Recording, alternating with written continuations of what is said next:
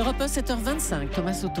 Les secrets politiques de Caroline Roux. Bonjour Caroline. Bonjour Thomas. Les élus du Tarn vont se prononcer demain sur les projets alternatifs au barrage de Sivins.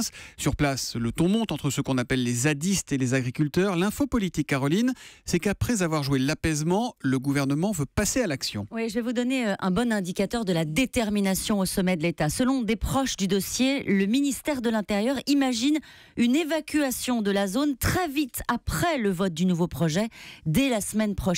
En coulisses, vous savez, les commentaires sont sans ambiguïté sur les zadistes qui ne sont pas classés dans la catégorie militants écologistes, mais activistes et violents. Les ministres en charge du dossier ont surveillé d'ailleurs hier de très près, vous savez, la marche de solidarité avec les assiégés qui est partie de Toulouse et qui n'a pas mobilisé les foules. Preuve qu'au-delà de la zone, le sujet ne fédère pas. Sur le fond, officiellement, ce sont les élus, vous l'avez dit, du Tarn qui vont se prononcer demain, mais le gouvernement connaît déjà la fin de l'histoire.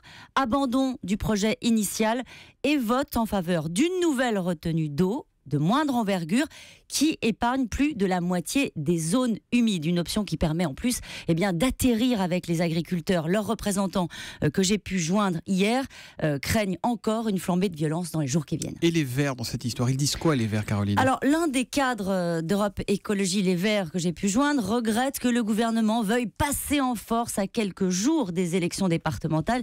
Mais en réalité, les écolos se contentent pour l'instant de lancer des appels au calme. Hier soir, il n'était pas pressé, Thomas, de défendre les camarades zadistes.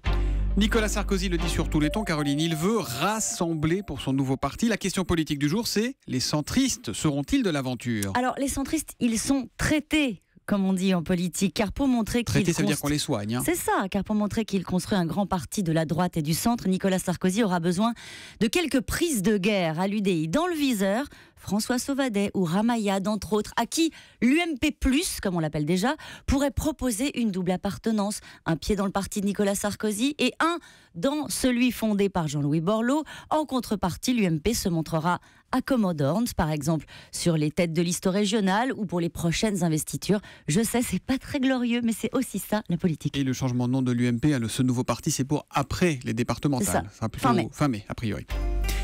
Et puis, on va en entendre parler, Caroline. Hollande et les femmes, pour la journée du 8 mars. Pas de star prévue.